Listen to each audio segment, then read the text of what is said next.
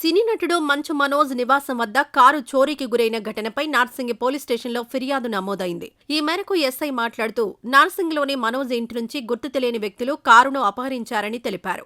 వారం రోజుల క్రితం పోలీస్ స్టేషన్లో మంచు మనోజ్ డ్రైవర్ ఫిర్యాదు చేశారని ఆయన తెలిపారు. కేసు నమోదు చేసి లభించిన ఆధారాల మేరకు చర్యలు తీసుకుంటామని పేర్కొన్నారు.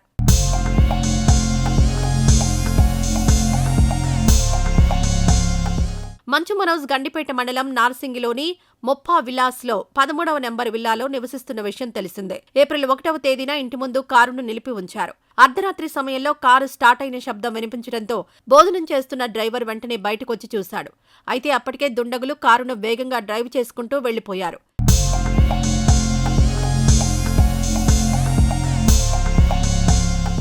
రంగంలోకి దిగిన పోలీసులు సీసీటీవీ ఫుటేజ్ ఆధారంగా కారును గుర్తించారు. రాజేంద్రనగర్ సమీపంలో కారును వదిలి వెళ్లినట్లు గుర్తించారు. గత కొన్ని రోజులుగా మంచు ఫ్యామిలీ ట్రెండింగ్ లో ఉంది. ఫోటోస్, వీడియోస్ సోషల్ మీడియాను షేక్ చేశాయి.